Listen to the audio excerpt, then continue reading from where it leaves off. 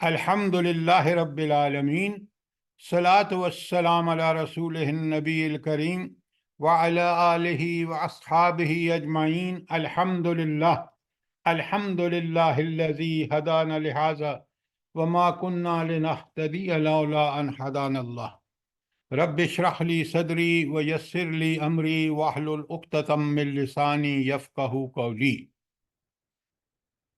पहली गुजारिश तो यह है कि 8 बज जाएं तो कोई और दूसरी बात नहीं होगी सिवाय दर्स के।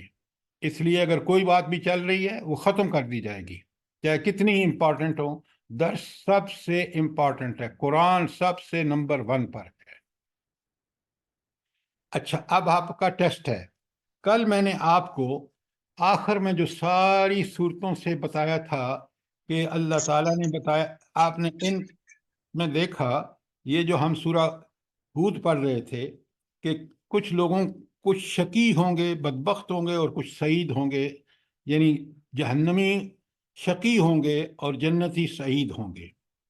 फिर हमने देखा कि सूरा आल इमरान में कहा कि कुछ लोगों के चेहरे काले स्याह होंगे और कुछ के चेहरे सफ़ेद होंगे। फिर हमने देखा सूरा गाशिया में कि कुरान कहता है कि कुछ चेहरे जो हैं वो बड़े खौफज़दा होंगे, खाशियतुन होंगे, और कुछ नासिबतुन होंगे, कुछ तरोताज़ा होंगे, नाइमतुन होंगे, और इसी तरह मुस्फिरतुन कि वो जो चमक रहे होंगे, और दूसरे जिन पर गर्द आलूद होंगे। अब आप मुझे बताएं कि इन सारों को पढ़ने के बाद हम इससे क्या नतीजा अखज़ करते हैं। मैं और आप क्या नतीजा अखज़ करना चाहिए हमें? लंबी चौड़ी कहानी नहीं, बस इसका सही हमें इससे क्या सबक मिलता है कि सर मैं कहाँ खड़ी हूँ इनमें, मेरा किसके साथ ताल्लुक है, मेरा चेहरा कैसा होगा, ये सोचने की जरूरत है हमें। और हमें कुरान सुन्नत पे अमल करना चाहिए ताकि हमें आगे वो जाके घबराहट न हो, हमारे चेहरे ठीक हो। अल्लाह के हुक्म के मुताबिक जिंदगी गुजारनी चाहिए और कुरान और हदीस पे अमल करना चाहिए, और अपने जिंदगी में, रोजमर्रा की जिंदगी में हदीस के मुताबिक और कुरान के मुताबिक चलना चाहिए। लेकिन इसका ताल्लुक क्या है चेहरों से? जो आपकी बात ठीक है, लेकिन जरा सवाल को देखा करें ना। क्योंकि हम अल्लाह के रसूल के अहकाम के मुताबिक चलेंगे, बुराइयों से बचेंगे, तो आप इंशाअल्लाह। लंबी चौड़ी बात कर रहे हैं। मैंने आपसे कहा है कि देखें, सर कुरान की सर बात। जी, सर चेहरा खुली किताब है, चेहरे से खुद ही पता चल जाता है कि हम बदबख्त हैं या नेक वक्त है। अब बड़े गौर से सुनिए, बड़े गौर से सुनिए। कुछ लोगों के जवाब ठीक थे। ये जो मेरा आज चेहरा है, मेरे रब ने बड़ा खूबसूरत बनाया है। ये अल्लाह का बनाया हुआ चेहरा है। आखिरत में आपका चेहरा आपके आमाल के मुताबिक होगा। ये है इसका जवाब। अगर आमाल कुरान और सुन्नत पर चल के जिंदगी गुजारी होगी, इस्तिकामत का सबूत दिया होगा दीन पर, ईमान पर, तो आपका चेहरा इंतहाई खूबसूरत, वो रोशन, वो नाइमतुन, वो मुस्तबशिरतुन, सारी चीज़ें अल्लाह ताला आपको दे देगा। तो आखिरत का चेहरा हमारे आमाल के मुताबिक होगा। ये बहुत बड़ी वार्निंग है। दुनिया में आप सोचें, सबका सारी दुनिया जमा होगी, वहाँ चेहरे जो हैं वो साफ बता रहे होंगे कि ये जन्नती कौन है और जहन्नमी कौन है। लिहाजा दुनिया में पूरी जिम्मेदारी से जिंदगी गुजारिए। दुनिया को पूरे उस तरह गुजारिए जिस तरह अल्लाह उसके रसूल ने हमें बताया है। दुनिया में बिल्कुल डंडी ना मारिए। क्यों?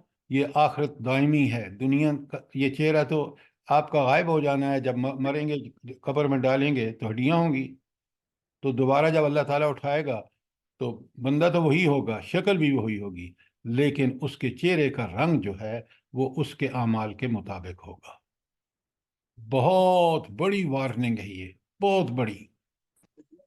और आप और मैं इस बात को अच्छी तरह नोट करें।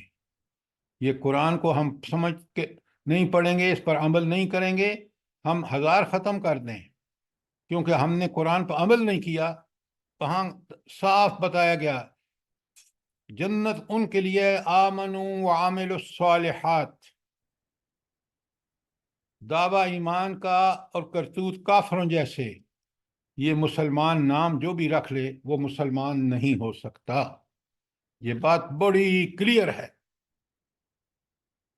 اور پوری زندگی کا ہر معاملہ ہمارے لیے امتحان ہے، یاد رکھیں.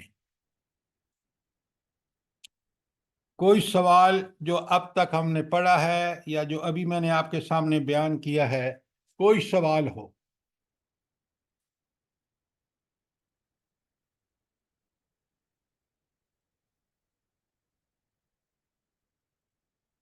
اگر کوئی سر جی ایک سوال ہے سر جی. جی حکم. سوال ہے سر جی، پلیز جواب مجھے دیجیے گا اس کا کہ یہ جو ہم وہ سورہ آل عمران میں صحابہ کرام کی دعائیں ولا تخزنا یوم القیامتی، تو یہ اسی وجہ سے ہے کہ ہمارے چہروں کی پہچان ہوگی، تو اس وجہ سے کہا کہ ہمیں اللہ رسوا نہ کرنا اس دن. اچھا، یہ میڈم ایک چیز نہیں ہے. رسوائی سب سے بڑی تو یہ ہے کہ انسان دائمی زندگی میں جہنمیوں کے ساتھ ہو گیا، اور اس کا ایک پہلو یہ ہے، باقی جو رسوائی ہے آخرت کی وہ سارا عذاب ہے دائمی. آپ سوچیں نا، جب انسان جلے گا تو پھر اس کو کیا سمجھ آئے گی کہ جلنا اور جل کے چہرے کا بگڑنا وہ اس سے بھی خوفناک ہوگا. تو وہاں جب ہم کہتے ہیں نا آخرت کی رسوائی، تو وہ رسوائی میں وہ سارے عذاب ہے جو انسان کو دیا جائے گا. اس میں ایک یہ ہوگا کہ اس کا چہرہ جو ہے وہ اس کے اعمال کے مطابق ہوگا. بات کلیئر ہے؟ جی سر، جزاک اللہ. اچھا، اب چلتے ہیں آگے. اچھا، میں نے لاسٹ ٹائم بھی بتایا تھا آپ کو کہ جب قرآن کی ان صورتوں کا آخر ہوتا ہے نا، بڑا زبردست پیغام ہوتا ہے اللہ تعالیٰ کا. اگر ہم سب قرآن کو کبھی غور و فکر کر کے تدبر کر کے سمجھ کے، جب تک آپ اس کو پوری طرح سمجھ نہ آئے، اللہ سے دعائیں بھی کرتے رہیں، اللہ تعالیٰ آپ کا شرح صدر کر دے گا. تو آپ کو سمجھ بھی آئے گا. پھر جو قرآن پر عمل کرنے کا مزہ آتا ہے، پھر جو قرآن پڑھنے کی بات انسان کو سمجھ آتی ہے، وہ کسی اور طریقے سے کبھی نہیں آ سکتی.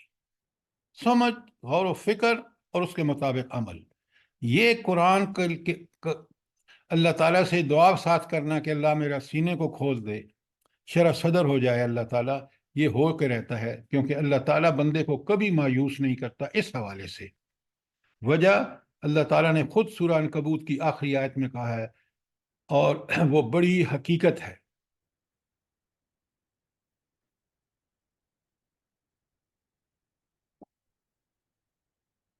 اچھا، اس کے بعد آج چلتے ہیں اگلی آیت جو ہے، میں نے آیت 101 آپ کے سامنے پڑھ رہا ہوں. بسم اللہ الرحمن الرحیم. فلا تک فی مریۃ مما یعبد ہؤلاء. تو اللہ اپنے نبی سے مخاطب ہیں کہ اے نبی صلی اللہ علیہ وسلم، یہ لوگ جو غیر اللہ کی پرستش کر رہے ہیں، ان سے آپ کسی پریشانی میں مبتلا نہ ہوں، کسی شک میں مبتلا نہ ہوں. اچھا، یہ خطاب تو نبی کریم صلی اللہ علیہ وآلہ وسلم سے ہے، اور ان کو بالکل تسلی دی جا رہی ہے. آپ پر نبی کریم صلی اللہ علیہ وسلم بڑے پریشان ہوتے تھے کہ یہ جو عبادت ہماری زندگی کا مقصد ہے، اس کو چھوڑ کے یہ شیطان کی عبادت کر رہے ہیں، یہ نفس کی باتیں مان رہے ہیں. کتنا بڑا خسارہ ہوگا. آپ دیکھ رہے ہیں، ابھی آپ نے دیکھا کہ انسان سب سے پہلے اس کی اپیرنس جو ہے وہ اس کے اعمال کے مطابق ہوگی. ظاہری شکل اللہ تعالیٰ وہی بنائیں گے جو ہمارے اعمال ہوں گے. تو نبی کریم صلی اللہ علیہ وسلم شدید پریشان ہوتے تھے کہ یہ لوگ کیوں نہیں ہدایت پہ آتے. دنیا میں بھی اللہ تعالیٰ کی رحمتوں کے مستحق ہو جائیں گے، آخرت میں جنت میں جائیں گے، وہاں ان کا وہ مہمان نوازی کی جائے گی، ان کو وہ شکل دی جائے گی جس کا کوئی جواب نہیں. اچھا، تو یہ لوگ، ہاں، فلا تک فی مریۃ مما یعبد ہؤلاء، تو یہ لوگ اللہ کو چھوڑ کر جو پرستشیں کر رہے ہیں، آپ اس میں کسی پریشانی اور خلجان میں نہ پڑے. ما یعبدون، یہ جو جس چیز کی عبادت کر رہے ہیں، الا کما یعبد آباؤہم من قبل، اس سے پہلے ان کے آباء و اجداد بھی یہی کام کرتے رہے ہیں، وہ بھی انہی کی پوجا کرتے رہے ہیں، یہ انہی کے ٹھپ پہ چل رہے ہیں. اگلی آیت بڑی وارننگ ہے، بڑے غور سے سنیں. وَإِنَّا، اور بے شک ہم، لَمَوَفُّوهُمْ نَصِيبَهُمْ غَيْرَ مَنْقُوص، ہم ان کا اجر بلا کم و کاست ان کو دیں گے، اس میں کوئی کمی نہیں کریں گے ان کی سزا میں. تو آپ دیکھیں کہ اللہ کی عبادت جو ہے اس میں شرک اور پوجا کرنا بتوں کی، قبروں والوں کی اور پیروں فقیروں کو اللہ کی سزا سمجھنا کہ ان کے پاس کوئی وہ نشان، ان کے پاس وہ ہیں علم کی، حکمت کی، اقتدار کی، اختیار کی، جس طرح اللہ کے پاس ہے. یہ ہے وہ شرک، یہ ہے وہ عبادت، یہ جو ہے یہ اللہ کو سخت ناپسند ہے. بھلا اللہ کو کیوں یہ اس سے شرک سے کیوں اتنا ناپسند ہے اللہ تعالیٰ کو؟ کیوں؟ ایک بڑی وجہ بتانی ہے آپ نے.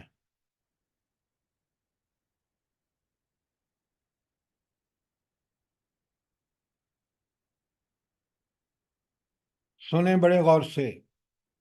انسان اگر اپنے صرف وجود کو دیکھ لے، باہر جائے ہی نہیں، صرف وجود کو دیکھ لے، تو اس کو بالکل سمجھ آ جاتا ہے نہ ان بتوں کا کوئی حصہ ہے، نہ ان کا کوئی ان کا کسی قسم کا اس میں دخل نہیں ہے.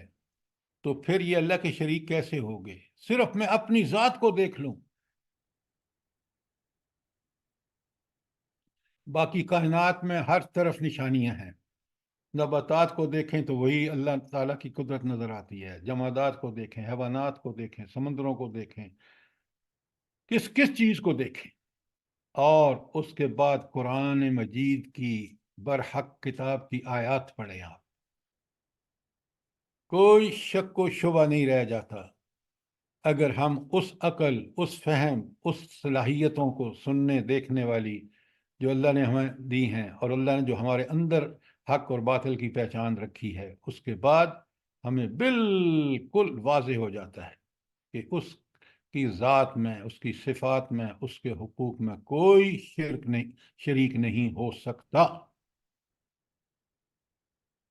تو آگے جو اللہ نے آخری بات کہی ہے نا، وَإِنَّا لَمَوَفُّوهُمْ نَصِيبَهُمْ غَيْرَ مَنْقُوص، ہم ان کا جو حصہ بنے گا نا آخرت میں عذاب کا، اس میں ذرا برابر بھی کمی نہیں کریں گے.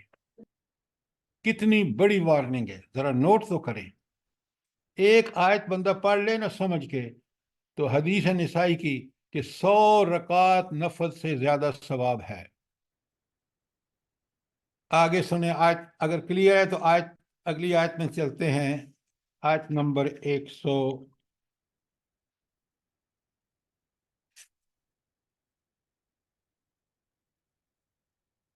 110 پہ جائیں گے سر. ہاں پہلے ساری 110 پہ. اب آپ نے دیکھا سب سے قرآن میں نے آپ کو لکھوایا ہے کہ جو واقعہ بیان ہوا ہے وہ حضرت موسیٰ اور فرعون کا ہے. اس کا حوالہ دے کے بتایا جا رہا ہے وَلَقَدْ آتَيْنَا مُوسَى الْكِتَابَ، ہم نے موسیٰ علیہ السلام کو کتاب دی، یعنی تورات کس پر نازل ہوئی ہے؟ موسیٰ علیہ السلام. فَاخْتُلِفَ فِيهِ، انہوں نے اس میں اختلاف کیا. اچھا، کتاب میں اختلاف کیوں منع ہے؟ اللہ تعالیٰ کو کیوں ناپسند ہے کہ کچھ چیزوں کو کہنا کہ یہ ٹھیک ہیں، کچھ کو کہنا یہ ٹھیک نہیں ہے، کچھ کو مذاق اڑانا؟ کیوں؟ اس کی وجہ یہ ہے کہ اللہ رب العالمین نے برحق ہدایت نامہ قرآن کی شکل میں، تورات پہلی تورات کی شکل میں، اب قرآن کی شکل میں ہمارے پاس موجود ہے. یہ اتنا برحق ہے، پوری تاریخ دیکھ لیں، جو اصول قرآن نے بیان کیا اسی اصول کے مطابق دنیا چل رہی ہے. لہذا اتنا برحق ہے اس میں کہ اللہ تعالیٰ کہتے ہیں لا ریب فی، اس میں کسی شک و شبہ کی گنجائش ہی نہیں ہے. پھر قرآن دوسری جگہ سورہ کاف میں کہتے ہیں لا عوج لہو، اس میں کوئی ٹیڑھ ہے ہی نہیں، یہ بالکل صاف سیدھی. ان ھذا القرآن یہدی للتی ہی اقوم، سورہ بنی اسرائیل کی آیت 9 میں اللہ فرماتے ہیں یہ بالکل سیدھا راستہ، یہ قرآن ہے، یہی کتاب ہے صرف جو سیدھا راستہ دکھاتی ہے.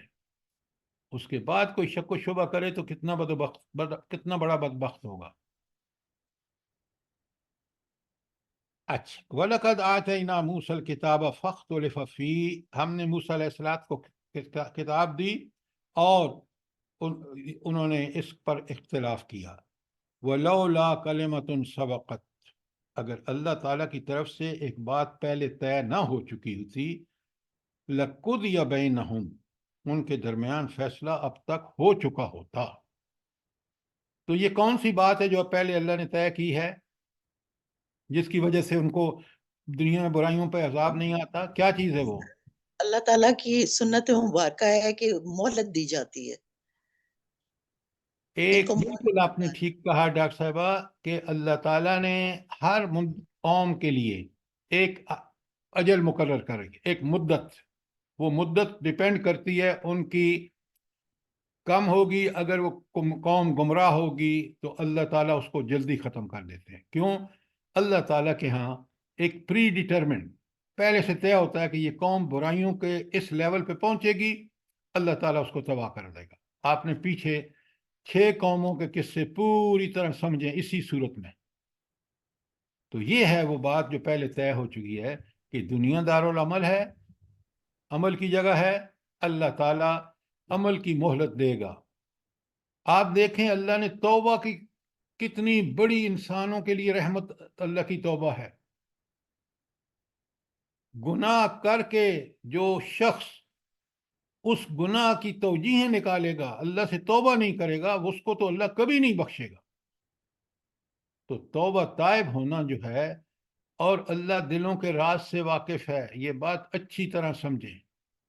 اس کو پتہ ہے یہ بندہ کیا سوچ رہا ہے، اور اس سوچ پہ بھی اس اللہ کی جو ہے علم ہے وہ حاوی ہے.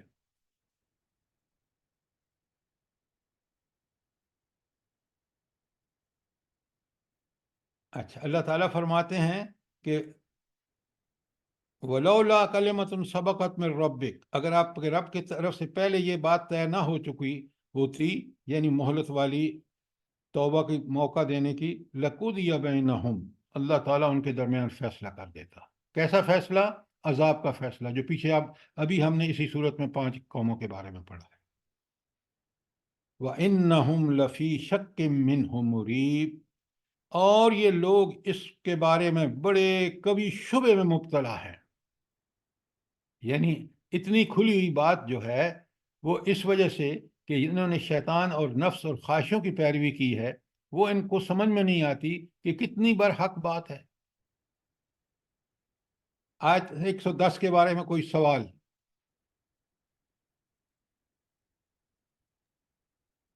سر یہ مریب سے کیا مراد ہے یہاں پہ؟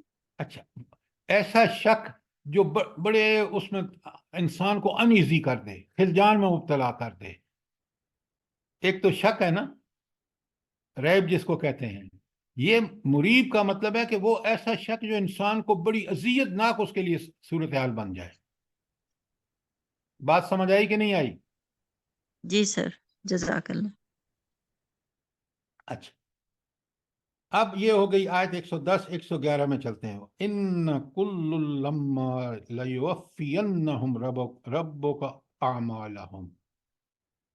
اب بلا اس آیت میں خاص بات کیا ہے؟ جلدی سے بتائیں، ترجمے کو چھوڑ دیں، الفاظ میں کیا خاص بات ہے؟ جلدی بتائیں. سر شدت پائی جاتی ہے بہت زیادہ. اب اگر آپ یہ کہیں نا، آپ کی بات ٹھیک ہے، لام بھی تقید کا ہے اور نون شد پہ جو ہے لیوفینہم، تو یہ ہے وہ شدت یہاں جو آپ کہہ رہے ہیں وہ کیا ہے؟ وَإِنَّ كُلُّ لَمَّا لَيُوَفِّيَنَّهُمْ رَبُّكَ أَعْمَالَهُمْ، تمہارا پروردگار ان کو قیامت کے دن ان کے اعمال کا پورا پورا بدلہ دے گا. ذرا سی نیکی جو ہے اس کی جزا اللہ اس کا انعام देख देख देगा जरूर, और छोटी से छोटी बुराई है उसका भी सजा इंसान को मिल के रहेगी। ये है मतलब, और ताकीद के दो अल्फाज आए हैं, जरा नोट फरमाएं। ये किसको तसल्ली दी जा रही है? सर नबी नबी पाक करीम सल्लल्लाहु अलैहि वसल्लम को। नबी करीम सल्लल्लाहु अलैहि वसल्लम को सब वही आती थी, वो जानते थे, ये उनके जरिए हमें पैगाम दिया जा रहा है। ये खुशखबरी नेकों को दी जा रही है, और यही यही बात सबसे बड़ी तंबीह और वार्निंग है बुरे लोगों के लिए।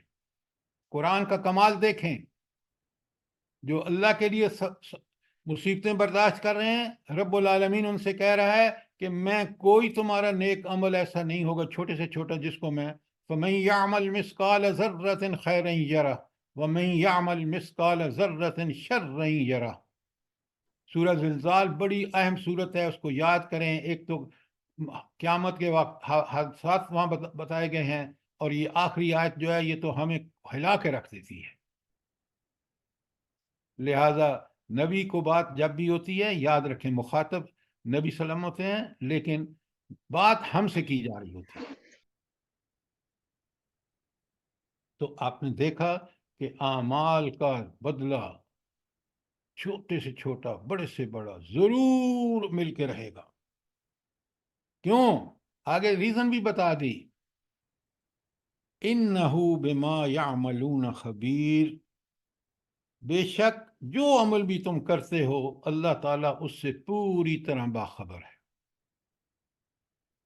खबीर का मैं एक मिसाल समझाता हूँ आपको।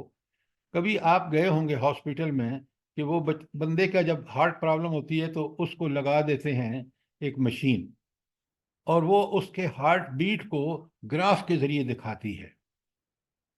तो वो लम्हा बताती है कि इस बंदे का इस हाल पर इस वक्त या किसी भी वक्त क्या, वो रिकॉर्ड जब तैयार हो जाता है कि उसकी, वो बिल्कुल बाखबर कर देती है आपको कि ये इस बंदे का ये इस मौके पर ये इसके दिल की कैफियत थी। तो अल्लाह ताला हमारे दिलों की कैफियत को हर वक्त और हर हाल में जानता है, उसको पूरी तरह बाखबर है। लिहाजा उससे कोई चीज छुपी ही नहीं है कि वो छुपी रह जाए और क़यामत के दिन वो उसका इंसान को सजा या जजा ना मिले।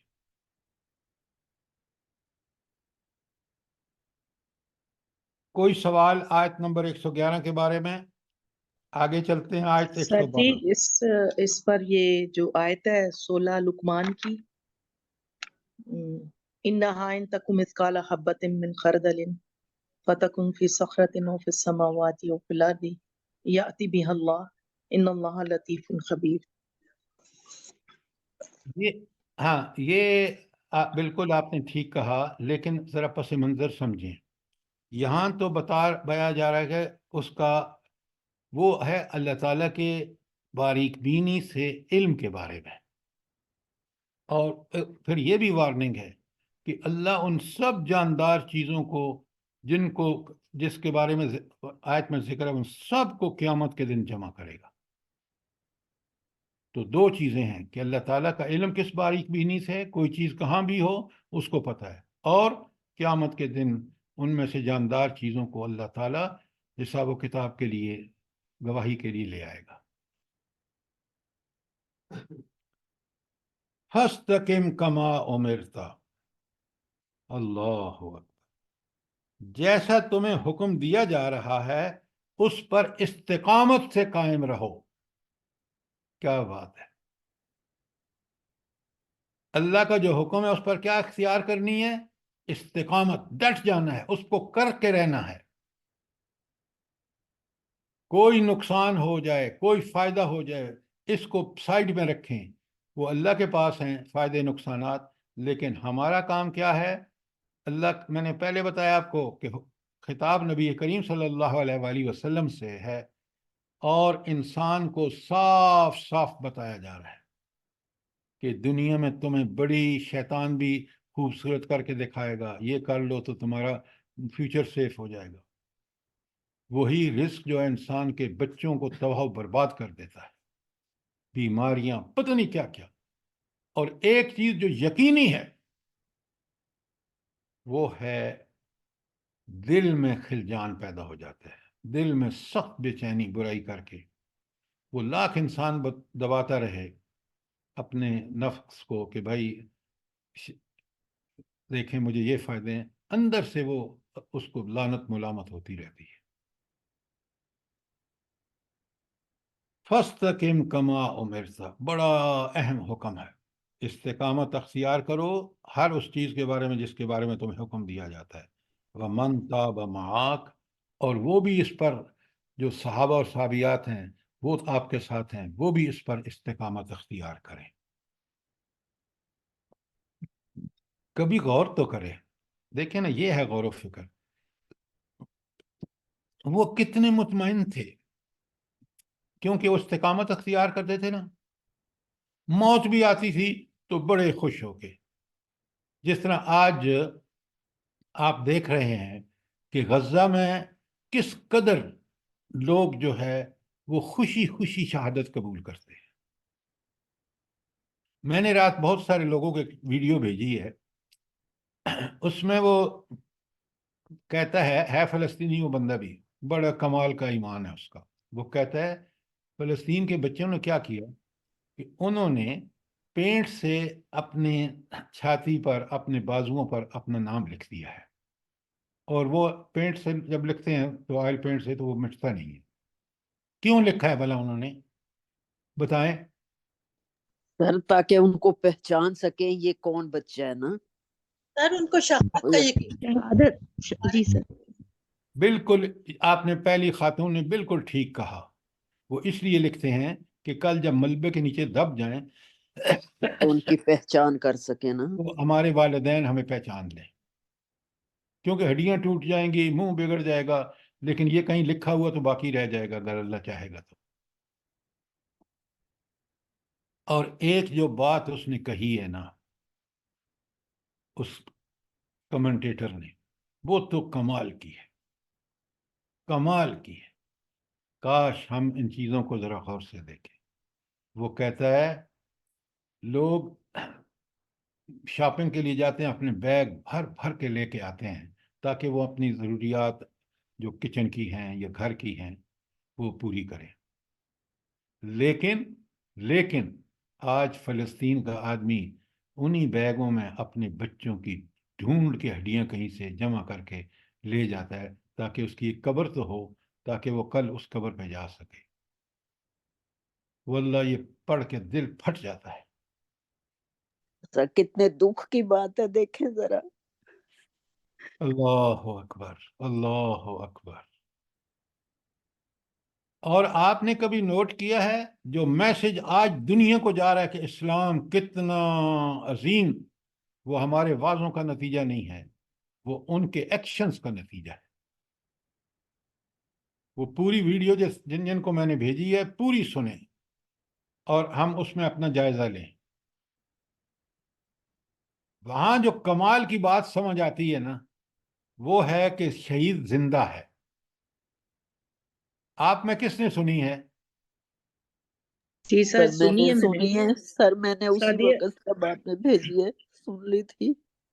سر تو جی وہ جو اس لڑکی کا ذکر، جس لڑکی کو وہ پردہ کرنے پہ اس نے قتل کیا، ایک اور وہ پھر بھی. اس لڑکے نے اس کو بدلہ دیا. جی جی.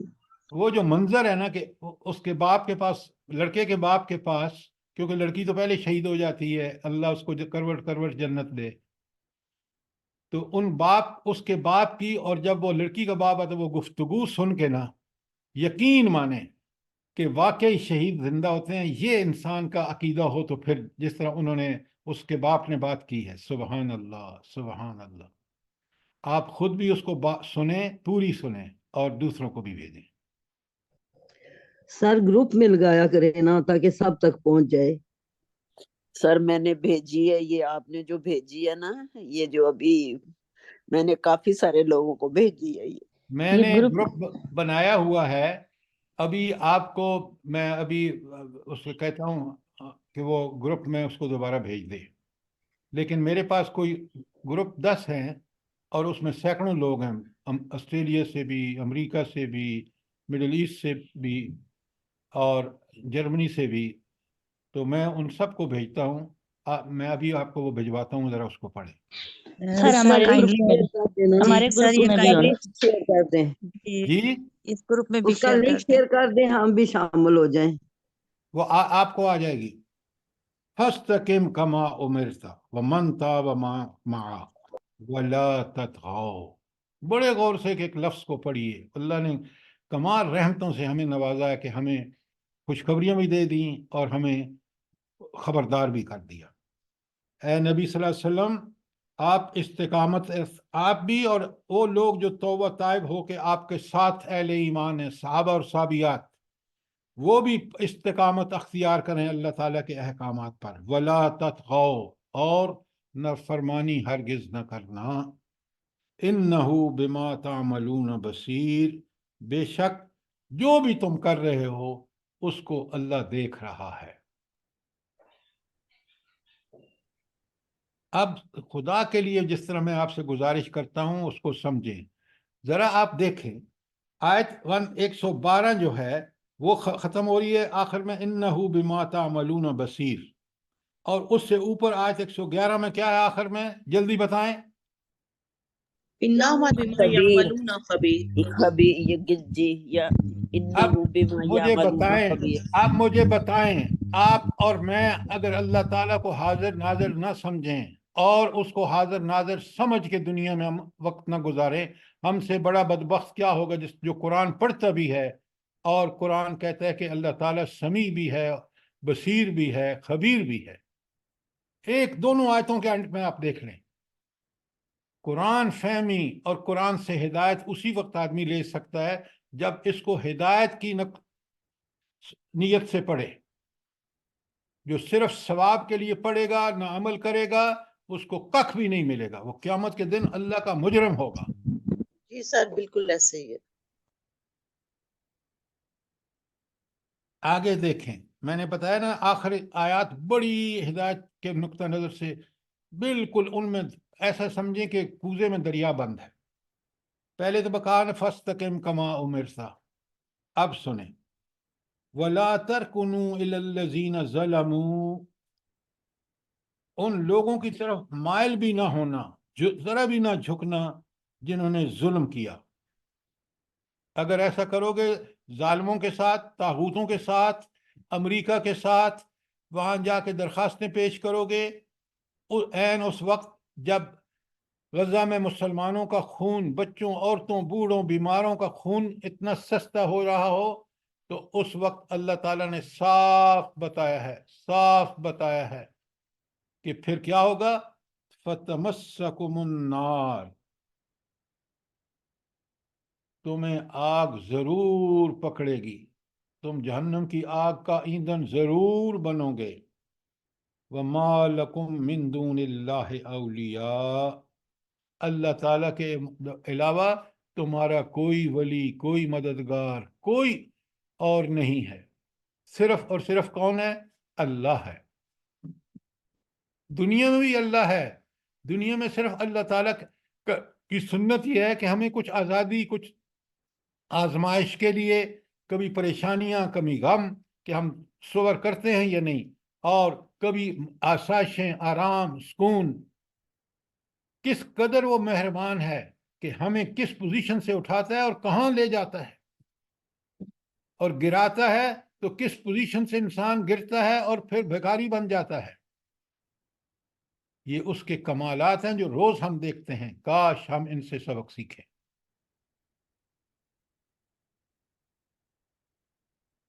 وَلَا تَرْكُنُوا إِلَى الَّذِينَ ظَلَمُوا فَتَمَسَّكُمُ النَّارُ. اچھا، جو آپ میں سے عربی سمجھتے ہیں، فتمسکم کا فا کیوں آیا ہے یہاں؟ جلدی بتائیں. سر تاکید کے لیے ہی آیا ہے. سر تاکید کے لیے بس ضرور تم بس کریں خدا کے لیے، بس کریں. پتہ نہیں تاکید سن رکھا ہے آپ نے، پیچھے سے تعلق ہے کہ اگر تم جھکو گے ان لوگوں کی طرف، فا سببیہ ہے، سبب ہے، پھر اس کا سبب کیا ہوگا؟ فتمسکم النار، پھر تم آگ میں ضرور ڈالے جاؤ گے۔ کیا باتیں کرتے ہیں!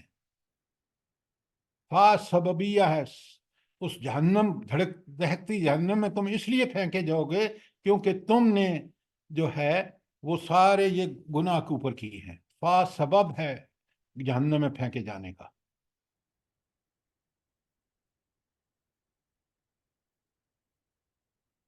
ما لکم من دون اللہ من اولیاء، اللہ کے سوا تمہارا کوئی ولی نہیں ہوگا، اور ثم لا تنصرون، جب اس کے علاوہ کوئی ولی نہیں ہوگا تو کوئی مدد اور کون کر سکے گا اس دن؟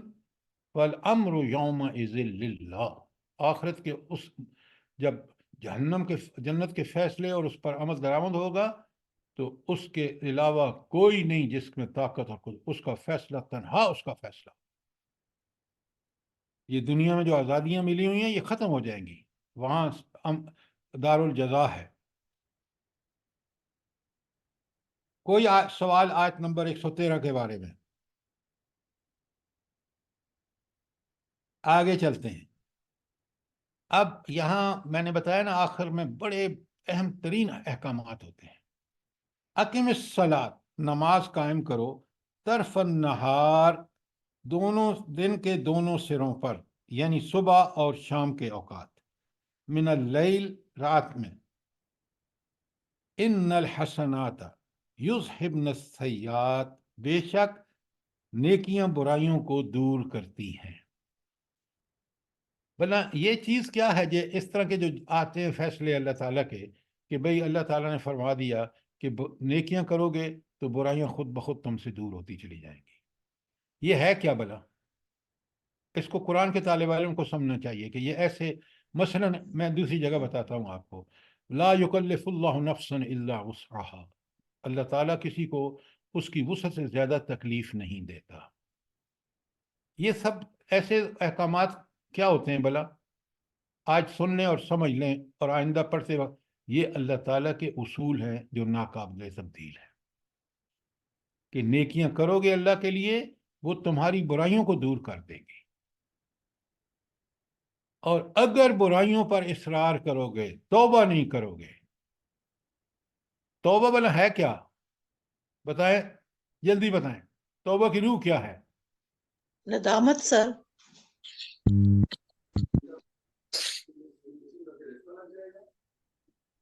اور کوئی؟ پھر نہ کرنے کا ارادہ، وہ کام۔ سچے دل سے معافی مانگنا، رجوع اللہ۔ نہیں، وہ رجوع۔ پہلی انہوں نے کہا نا دو چیزیں، ایک ہے انتہائی شرمساری کہ میں نے اس رب کی خلاف ورزی کی جو میرا خالق، مالک، رازق اور حاکم ہے، اس نے مجھے حکم دیا اور میں اس کے باوجود سر کر رہا ہوں۔ اور دوسری بات، آئندہ ایک تو اس پر استغفار کرے، معافیاں مانگے، اور دوسرا پلٹے اللہ تعالیٰ کی طرف اس ندامت کے ساتھ کہ آئندہ میں نہیں کروں گا، اور آئندہ نہ کرے، یہ توبہ ہے۔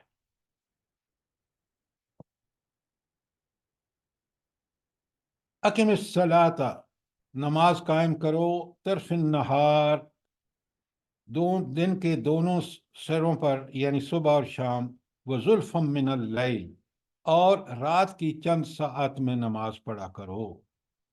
اچھا، یہ رات کی چند ساعتیں کیا ہے بلا؟ سر تہجد، تہجد۔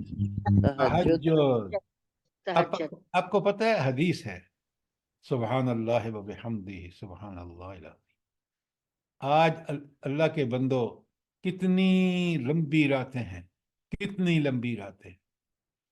رب العالمین فرماتے ہیں کہ نفل نمازوں میں سب سے پسندیدہ نماز اللہ تعالیٰ کی تہجد کی نماز ہے۔ پھر غور کرو، یہ ساتھ مڑ کے نہیں آئیں گی کہ اللہ تعالیٰ فرماتے ہیں میں آسمان دنیا پہ آ جاتا ہوں، نزول فرماتا ہوں، اور ہر سننے والے کی، ویسے ہی صحیح حدیث ہے کہ قرآن بھی بار بار کہتا ہے کہ اللہ تعالیٰ ہر سننے والے کی، دعا کرنے والے کی دعا کا جواب دیتا ہے۔ کتنے بدبخت ہوں گے ہم لوگ، कितनी लंबी रात है, सोचे, उसमें हम चंद सातें नहीं निकाल सकते।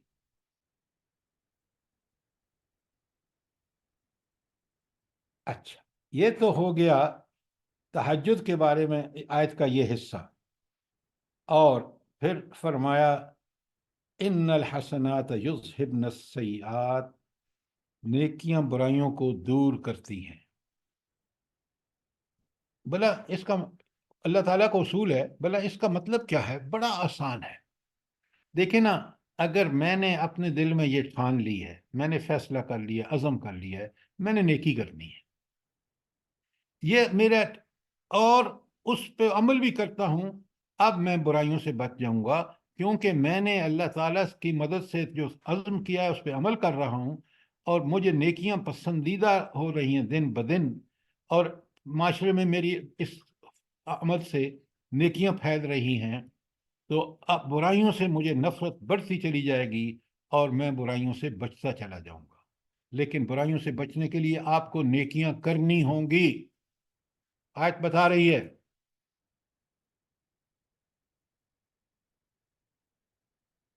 ज़ालिका ज़िक्रा लिज़्ज़ाकिरीन, ज़ालिका ज़िक्रा, ये नसीहत है। किन के लिए? लिज़्ज़ाकिरीन, जो नसीहत कबूल करते हों। तो नसीहतें उनके लिए होती हैं। और कायनात में सबसे आला नसीहत कौन सी है भला?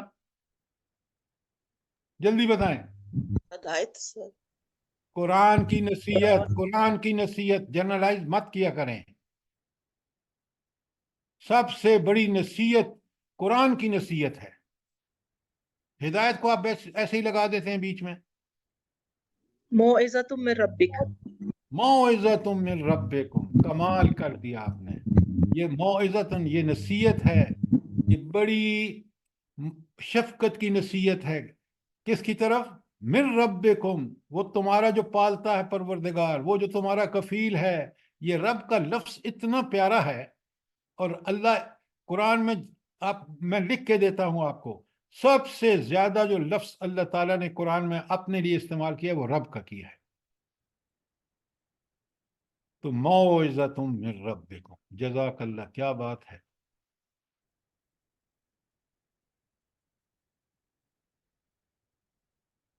कोई सवाल आयत नंबर 114 पर तक? सर ये तहज्जुद के बारे में, सर अगर कोई रात को ना उठ सके लेकिन सुबह की अजान, पहली अजान से आधा घंटा पहले, घंटा पहले उठ जाए, तो सर वो भी तहज्जुद में ही आता है ना? बिल्कुल। देखें, जी फजर की जो अजान तो थोड़ी देर से होती है। आपके पास औकात होने चाहिए कि जब सुबह शुरू हो जाती है तो उससे पहले पहले चार्ट्स अवेलेबल हैं, जी जी सर, जी टेबल, उससे पहले पहले, बल्कि देखें, आप यहाँ दो चीजें मैं बता दूं आपको। एक तो ये है कि आप आखिरी पैर में उठें, क्योंकि वो सबसे ज्यादा पसंदीदा वक्त है। सो जाएं और फिर आखिरी पैर में उठें। अब उसके दो तरीके हैं। आप पढ़ के सो भी सकते हैं अगर आपके पास टाइम हो, लेकिन जमात के लिए, नमाज के लिए उठना आपका ज़रूरी है।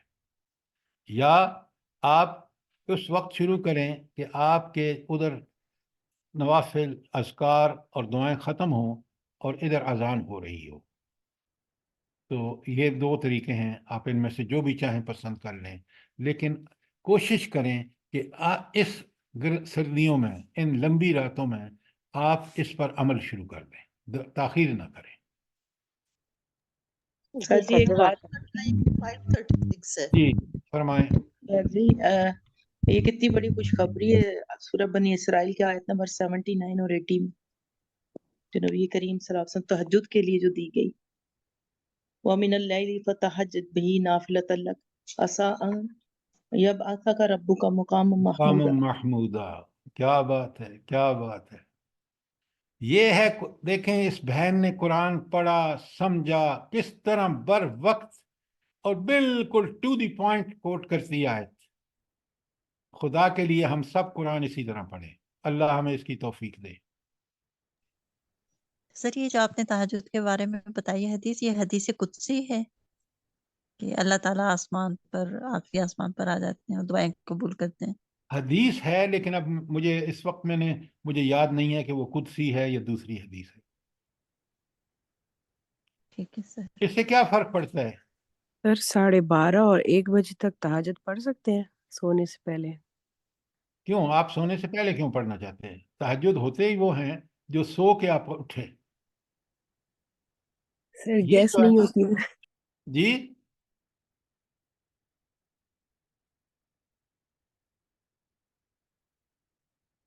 اچھا، ایک چیز اور میں بتاؤں آپ کو. انسان کا جو نفس ہے نا، سیلف، وہ جو جسے یا تو ہمارا نفس لوامہ ہوگا اس کی اوریجنل کیفیت، یا وہ نفس ہمارا ہوگا ہم نے بگاڑ کے اس کو اس حد تک کہ وہ برے کاموں کو لگا رہتا ہے، یا ہم نے اس کا تزکیہ کر کے اس کو نفس مطمئنہ بنا دیا ہے. یہ نفس کا کنٹرول جو ہے نا، اس کا سب سے بڑا کنٹرول تہجد کی نماز ہے. اور بھی ہیں لیکن یہ بڑا کہ نفس کے گھوڑے کو آپ اس وقت اٹھاتے ہیں جب آپ کو نیند بڑی اچھی لگتی ہے. یہ بات سمجھے نہیں سمجھے آپ؟ جی سر بالکل. جی سر. سر ایک دفعہ پھر ریپیٹ کر دیں پلیز. میں نے آپ سے گزارش کی ہے کہ انسانی نفس پر کنٹرول کرنا انسان کا فرض ہے، اور اس کو کنٹرول کرنے میں اور بہت ساری چیزوں کے ساتھ، یعنی اللہ کے دین، اس کے احکامات، سنت پر عمل کے ساتھ، یہ جو نفل نمازوں میں تہجد کی نماز ہے، یہ بہترین چیز ہے کنٹرول کرنے کے لیے. کیوں؟ اس وقت نفس اٹھنے کو آمادہ نہیں ہوتا، اور جو مومن اس وقت اس نفس کو کہتا ہے اٹھ، میرا رب آسمان دنیا پہ آ چکا ہے، میں نے اس سے کچھ ضرور دعائیں کرنی ہیں، اور اٹھ کے وضو کرتا ہے پاک صاف ہو کے، جب اللہ کے حضور پیش ہوتا ہے، بڑی اللہ کو پسند ہے، اور آپ نے اپنے نفس کو، گھوڑے کو ٹھیک اپنے قابو میں لے لیا. یہ ہے اس کا مطلب. جی سر. سر شروع کی جو سورہ مبارکہ ہے، سورہ مزمل جیسے، اللہ تعالیٰ نے کتنا زور دیا تہجد کی نماز پہ. حضور پاک صلی اللہ علیہ وسلم یعنی استقامت کے لیے تہجد بہت ضروری ہے. یہ آپ نے بالکل ٹھیک کہا. وہاں اللہ تعالیٰ نے بڑی تاکید کی ہے نبی کریم صلی اللہ علیہ وسلم کو کہ یہ تہجد کے لیے اٹھا کرو، یہ تمہارے لیے بہت سود مند ہوں گے. اور یہ نبوت کی جو ذمہ داری آپ نے ادا کرنی ہے، وہ اس تہجد کی نماز وہ طاقت آپ کو فراہم کرے گی جس سے آپ اس سے عہدہ برا ہو سکیں گے. اب بات سمجھ میں آئی؟ اللہ آپ کو جزائے خیر دے. اصل میں تو یہی وہ ہدایت اخذ کرنا ہے جو فہم قرآن ہے، کہ آیتوں کے اندر کیا احکامات ہیں، ہم ان پر عمل کر رہے ہیں یا نہیں کر رہے ہیں تو اس میں اور استقامت کس طرح اختیار کی جا سکتی ہے، نہیں کر رہے تو اس کو کرنا شروع کر دیں. یہ ہے دروس اور یہ ہے قرآن فہمی. اگر ہم اس طرح اس کو کریں گے تو انشاءاللہ اللہ تعالی ہمارے سینے کو کھول دے.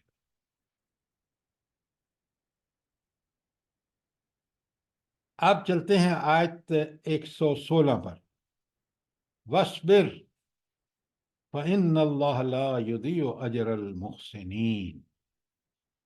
اے نبی صلی اللہ علیہ وسلم صبر کیجئے، اور اللہ تعالیٰ نیک کاروں کا، محسنوں کا اجر ضائع نہیں کرتا. صبر میں نے آپ کو بتایا ہے. اب دیکھیں نا، یہ چند الفاظ ہیں. صبر کی 3 قسمیں ہیں، لکھ لیجئے اگر پہلے نہیں لکھا تو. پہلا ہے نیکیوں کرنے پر صبر کرنا. نیکی کرنے کے لیے دیکھیں نا، فجر کی نماز پڑھنے کے لیے آپ کو پورے صبر، عزم اور استقامت اختیار کرنی پڑتی ہے. نمبر 2، برائیوں سے بچنے پر صبر، دوسرا صبر ہے. اور تیسرا صبر ہے تکلیفیں، مصیبتیں، پریشانیاں، غم جب آئیں اس وقت صبر کرنا. کوئی چیز ان تین سے علاوہ کوئی اور مشکل نہیں ہے، اور انہی پر صبر کرنا دراصل صبر ہے۔ یہ حافظ ابن القیم نے کمال کا اس کا خلاصہ بتایا ہے صبر کا۔ یہ جو اللہ تعالیٰ کہہ رہے ہیں نا اسی آیت میں، اصل میں بلا محسن کیا ہوتا ہے؟ جلدی بتائیں۔ جو سر جتنا چاہیے اس سے زیادہ اچھا کرتا ہے۔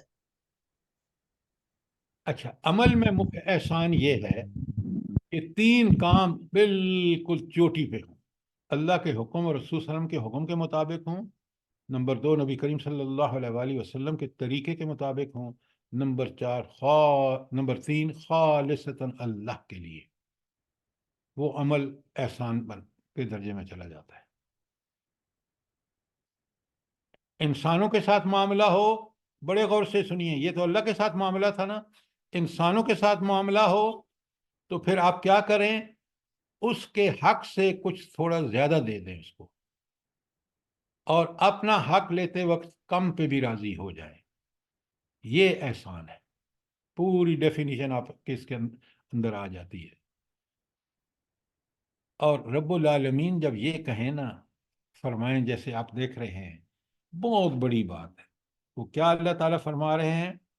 اللہ تعالیٰ فرما رہے ہیں فَإِنَّ اللَّهَ لَا يُضِيعُ أَجْرَ الْمُحْسِنِينَ، اللہ احسان کرنے والے کو اجر کو ہرگز ضائع نہیں کرے گا۔ آپ یہاں دنیا میں حسن عمل کریں، آپ لوگوں کے ساتھ معاملہ کرتے وقت ان کا حق سے زیادہ دے دیں، قیامت کے دن اللہ تعالیٰ آپ کو وہ بدلہ دے گا جو آپ کے تصور میں بھی نہیں ہے۔ یہاں اللہ جب یہ فرما دے اللہ تعالیٰ کہ میں تمہیں اس ضرور محسنین کا اجر دوں، تو میں اور آپ کیوں نہ محسن بنے؟ سوچیں ذرا۔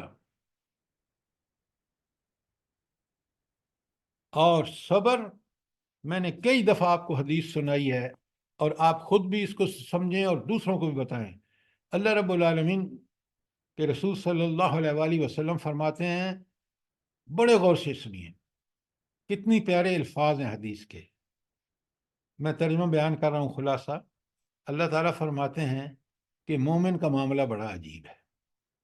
پہلے تو ذرا اس فکرے پہ غور کریں کہ اللہ فرما رہے ہیں کہ مومن کا معاملہ بڑا عجیب ہے،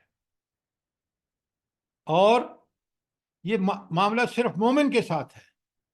اگلا جملہ بھی دیکھیں کہ معاملہ عجیب بھی ہے، اور عجیب کس کے لیے؟ صرف اور صرف مومن کے لیے۔ کون سا مومن؟ یہ مومن آج ہمارا مومن نہیں، جس کے اعمال بالکل ایمان کے مطابق نہیں ہیں۔ اللہ تعالیٰ کہتے ہیں، ارشاد فرماتے ہیں، یہ مومن کون ہے؟ جب اس کو مصیبت آتی ہے تو یہ صبر کرتا ہے۔ وہ تینوں کام، نیکی کرنے پر، برائی سے رکنے پر، اور تکلیفوں اور مصیبتوں پر جو صبر کرتا ہے، ایک۔ دوسرا، جو شکر کرتا ہے۔ دنیا میں انسان کو جب نعمتیں، عہدے، ڈگریاں، جو کچھ بھی ملتا ہے، وہ اس پر اللہ کا شکر ادا کرتا ہے۔ میں نے آپ کو بتایا ہے یہ شکر کے 3 معنی ہیں، شکر کے 3 مراحل ہیں: دل کا شکر، زبان کا شکر، اور عمل کا شکر۔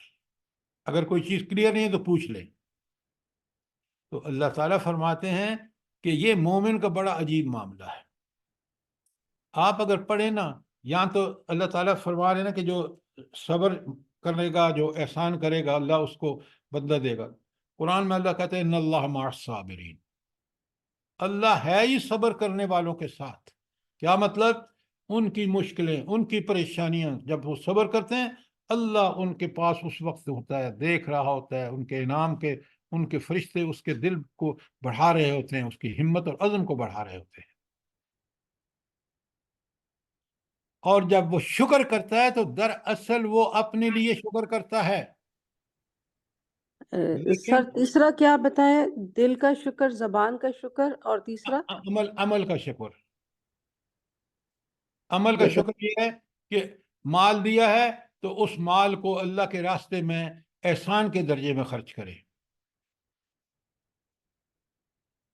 یہ عمل کا شکر ہے۔ اچھا، اب آئیے، اگر وہ شکر کرتا ہے کاش کاش ہم اس قرآن پہ عمل کرتے، آج آپ کے ملک کا یہ حال نہ ہوتا کہ ایگریکلچر پروڈکٹس اسی ملک میں پیدا ہوتے ہیں، لوگوں کے خریدنا مشکل ہے۔ آپ سوچیں کیوں؟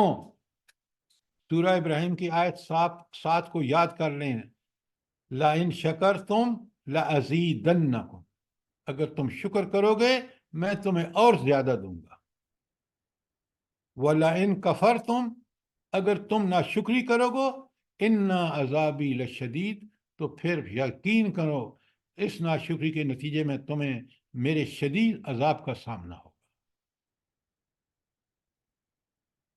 قرآن کھول کھول کے بیان کرتا ہے۔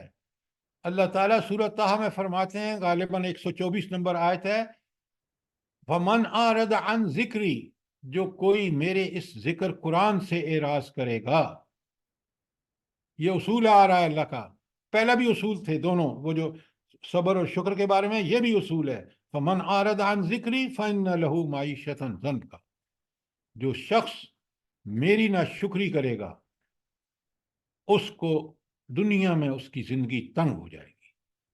آج دیکھ لیں مسلمانوں کی زندگی کس طرح تنگ ہے، معیشت ہو، معاشرت ہو، سیاست ہو، وقار اور عزت کا مسئلہ ہو۔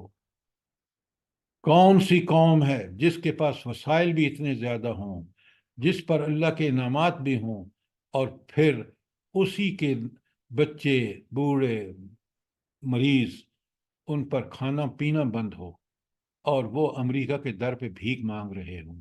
اس سے بڑی ذلت اور رسوائی کیا ہو سکتی ہے؟ بتائیں نا مجھے، بتائیں اگر میں غلط کہہ رہا ہوں تو۔ سر آپ بالکل صحیح کہہ رہے ہیں۔ نہیں سر، آپ بالکل ٹھیک کہہ رہے ہیں۔ سر میں نے اپنے قرآن پاک پہلے سے پڑھا ہوا، جب جس نے صبر اور شکر پا لیا اس نے اللہ سے تعلق کی لذت پا لی۔ بے شک بے شک بے شک۔ سر یہ آیت بتائیں ذرا جو ابھی آپ نے پڑھی ہے، لَإِن یہ شَكَرْتُمْ لَأَزِيدَنَّكُمْ، نہیں یہ جو دنیا میں من اعرض عن ذکری، سورہ طٰہٰ کی۔ یہ سورہ طٰہٰ کی آیت غالباً 120 کے ارد گرد ہوگی۔ 24 ہے سر جی۔ 124، جزاک اللہ۔ یہ یاد کر لیں، ابھی ڈاکٹر صاحبہ نے کہا ہے نا کہ جس نے صبر اور شکر کا حق ادا کر دیا اس نے اللہ کے ساتھ ایسا تعلق قائم کر لیا کہ وہ زندگی کا مزہ اٹھائے گا۔ آپ یقین مانیں، آپ یقین مانیں، یہ بالکل میں ذاتی تجربے کی بات بتا رہا ہوں۔ شکر کی کیفیت کا اپنا مقام ہے کہ بندہ دیکھتا ہے کہ میں تو اس قابل بھی نہیں تھا، میرے رب نے کیا احسان کیے ہیں۔ سوچیں، ایک شخص ان پڑھ ماں باپ کا بیٹا ہے، اللہ تعالیٰ اس کو امریکہ میں اعلیٰ ترین ڈگری لیتا ہے، وہ دنیا میں ملٹی نیشنل میں اس کے نیچے گورے کام کرتے ہیں، اور اب اس کو نظر صاف آتا ہے کہ سوائے میرے رب کے کرم کے کوئی اور چیز نہیں جو یہاں مجھے اس جگہ پر لے آئی۔ وہ حیرت زدہ ہو کے اپنے رب کے سرنگوں ہو جاتا ہے، سجدہ ریز ہو جاتا ہے، پروردگار کمال ہے تیری ذات۔ یہ سر ایک یہ اللہ کا احسان ہے آپ پہ سر۔ نہیں، میری بات سنیں، اب آئیے صبر پر۔ یہ بھی لذت ہے جو میں نے ابھی آپ کو بتائی ہے نا، پھر ایک دوسری لذت ہے، وہ ہے صبر کے معاملے میں۔ آپ یقین مانیں،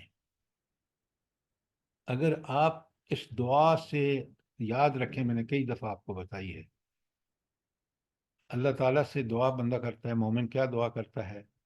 اللہم انی اسألک الرضا، اے اللہ میں تیری رضا چاہتا ہوں، بعد القضاء، تیرے فیصلوں کے بعد جو بھی فیصلہ ہو، میرے موافق ہو، میرے مخالف ہو، میری بات رد کر دی جائے، میں اس پر چاہتا ہوں کہ اے اللہ تو مجھے راضی کر دے، دعا مانگتا ہے۔ اور پھر راضی ہو جاتا ہے۔ بڑے بڑی مصیبتوں میں انسان جس طرح اللہ کے قریب اپنے آپ کو قریب سمجھتا ہے نا، کہ وہ جو آیت ہے کہ اللہ شاہ رگ سے بھی زیادہ قریب ہے، یقین مانے وہ بالکل اپنی آنکھوں کے سامنے دیکھتا ہے۔ صبر اور شکر ڈاکٹر صاحبہ جو آپ نے کہا نا، یہ بالکل 100% ٹھیک ہے۔ سر سیرت مبارکہ پڑھیں تو ابراہیم علیہ السلام کا جو اس میں ذکر آتا ہے کہ اپنی بہو کے پاس آتے ہیں، پہلی بہو کے پاس، وہ صبر شکر نہیں کر رہی تو اس سے ناراضگی کا اظہار کر جاتے ہیں، اور دوسری دفعہ آتے ہیں تو وہ صبر اور شکر کے ساتھ ہوتی ہے تو خوش ہوتے ہیں، تو کہتے ہیں کہ قائم رکھ، اس طرح سے۔ یہ بات آپ کی بالکل ٹھیک ہے، لیکن نبی کریم صلی اللہ علیہ وآلہ وسلم کی زندگی میں یہ مواقع ایک سے ایک بڑھ کے آتے ہیں۔ سیرت پڑھیں تو ہم پہ پتہ چلے نا۔ ہم نے نہ خود نہ بچوں کو، ہمارے گھر میں دنیا بھر کی کتابیں ہوں گی، اگر نہیں ہوں گی تو قرآن کی تفاسیر اور سیرت النبی اور احادیث پہ کتب نہیں ہوں گی۔ خاک ہمیں پتہ چلے گا۔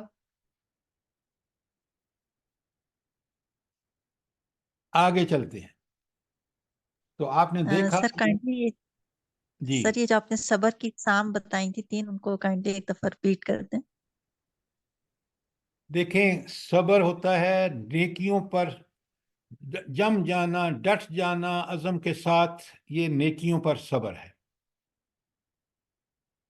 برائیوں پر ان کی ساری اٹریکشنز کے باوجود، جو دنیا میں شیطان اور نفس امارہ یا نفس لوامہ جس کیفیت میں بندہ ہو، اس کو یہ نفس اور یہ شیطان بڑا خوبصورت کر کے، رشوت لے لے تیرے چاندی ہو جائے گی، یہ چوری کر لے تیری چاندی ہو جائے گی، لیکن وہ سب چیزیں ریجیکٹ کرتا ہے بندہ صرف اس وجہ سے کہ اس کے رب کا حکم ہے اور یہ صحیح حکم ہے، تو وہ بندہ جو اس پر برائی سے بچنے کے لیے صبر کرتا ہے، یہ دوسرا صبر ہے، نیکی پر کرنے کا صبر اور برائی سے بچنے پر صبر۔ دو، تیسرا، کوئی عزیز مر گیا، پریشانی آ گئی، تنگ دستی آ گئی، بیماری آ گئی، ان تمام تکلیف پر صبر کرنا صبر نمبر 3 ہے۔ یہ 3 صبر کی اقسام ہیں جو حافظ ابن القیم اللہ تعالیٰ ان کی قبر کو نور سے بھر دے، انہوں نے بڑا اس صبر کو کہ پورے ٹاپک کو کوزے میں دریا بند کرنے والی بات ہے۔ جزاک اللہ سر۔ اچھا، اب آپ آگے تو پڑھتے نہیں ہیں، میں ایک سوال ہے آپ سے، سوال یہ ہے کہ یہ مومن کو کیوں صبر کرنے کے لیے کہا گیا ہے؟ مومن پر سب سے بڑا جو امتحان آتا ہے وہ صبر کا آتا ہے۔ میں آیت پڑھ کے سناتا ہوں۔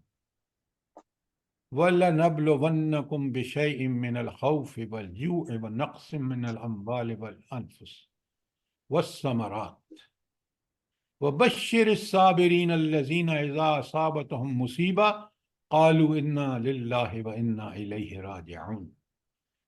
سورہ بقرہ کی آیت 155 اور 156، یہ آپ کا ہوم ورک ہے، پڑھیں سمجھیں کہ ایمان نام ہی آزمائش کا ہے۔